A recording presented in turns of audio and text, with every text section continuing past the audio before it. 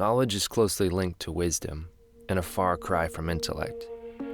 Knowledge is to see a thing as it truly is, to comprehend what it is. In a sense, to breathe it in and then breathe it out.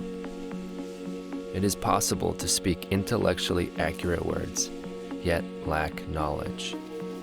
Job 38:2 says, "Who is this who darkens counsel by words without knowledge?"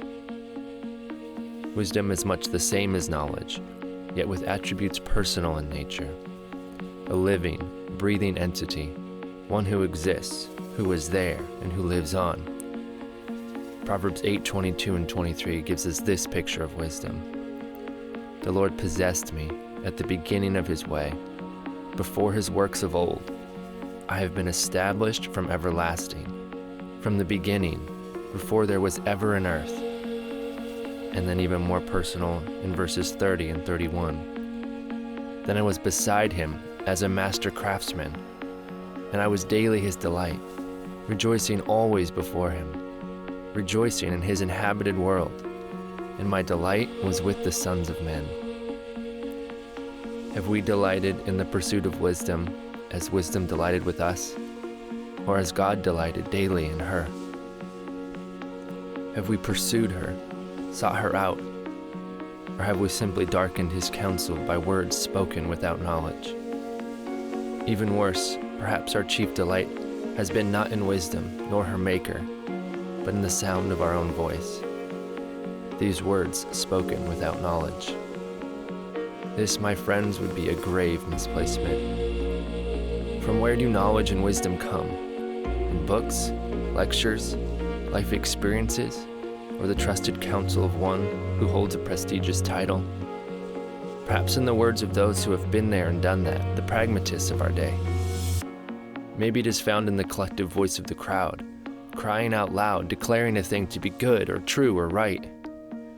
And finally, could it be found within ourselves, the common decency of humanity? No, sorry friends, it can come only from one source, God. And it begins to take root in ourselves only through one posture, fear. Knowledge and wisdom begin here, in the fear of the Lord. The fear that would cause us to stop speaking rather than to darken his counsel with empty words.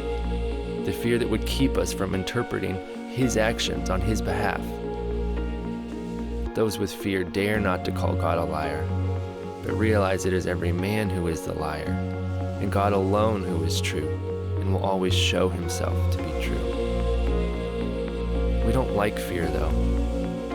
We don't know what to do with it, and more often than not, we excuse it away with a cursory label of awe or wonder.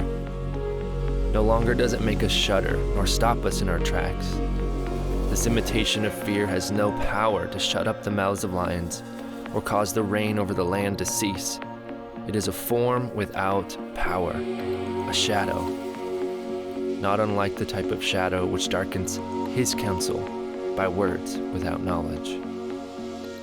We worship that which we take delight in, whether it be intellect, shadows, experiences, morality, pragmatism, humanism, or any other imitation. What have we taken delight in? Who have we pursued above all else?